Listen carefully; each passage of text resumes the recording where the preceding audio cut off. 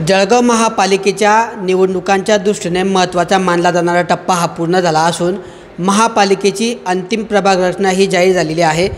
आपण जर जळगाव शहराचा विचार केला तर जळगाव शहरामध्ये एकूण 4,60,228 एवढी लोकसंख्या आहे आणि या लोकसंख्येच्या दृष्टिकोनातून जळगावमध्ये 19 प्रभागांची एवढी रचना आहे आणि त्या निवडणुकीच्या पार्श्वभूमीवर या ठिकाणी जळगाव महापालिकेची जी आहे प्रभाग रचना ती आहे।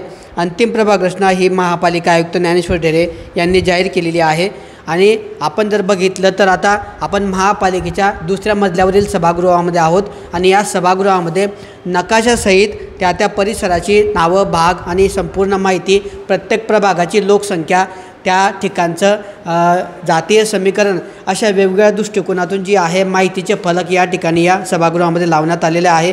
आपण जर या प्रारूप प्रभाग रचनेच्या हरकतींचा जर विचार केला तर एकूण 70 हरकती या प्रभाग रचनेवर झाल्या होत्या। त्यापैकी केवळ 6 हरकती ज्या आहेत त्या मान्य करण्यात आलेल्या आहेत तर उर्वरित 64 हरकती ज्या आहेत त्या फेटाळण्यात आलेल्या आहे। आपण जर या अंतिम प्रभाग रचनेचा जर विचार केला तर प्रभाग 4 आणि 5 मध्ये काही अंशी बदल करण्यात आलेले आहे तर सर्वाधिक हरकती असलेला पिंपळा गावठाण भाग जो आहे हा न तोडता जसा तसा ठेवण्यात आलेला आहे।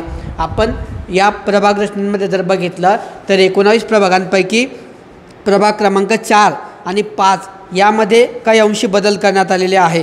आता हा प्रभाग रचनेचा जो आहे महत्त्वाचा टप्पा आता पूर्ण झालेला आहे आणि त्यामुळे आता पुढचा जो टप्पा आहे आरक्षणाचा, त्या आरक्षणाच्या टप्प्याकडे जे आहे कोणता महापालिकेचा प्रभाग रचना अंतिम करण्याचा जो टप्पा आहे हा पूर्ण झाल्यानंतर आता पुढचा जो टप्पा आहे आरक्षणाचा याकडे जे आहे संपूर्ण जळगाव शहरवासियांचं आणि राजकीय पक्षांचं लक्ष लागलेलं आहे।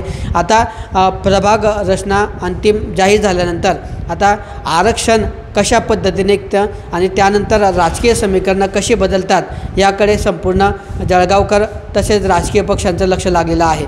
किशोर पाटील, TV9 मराठी, जळगाव।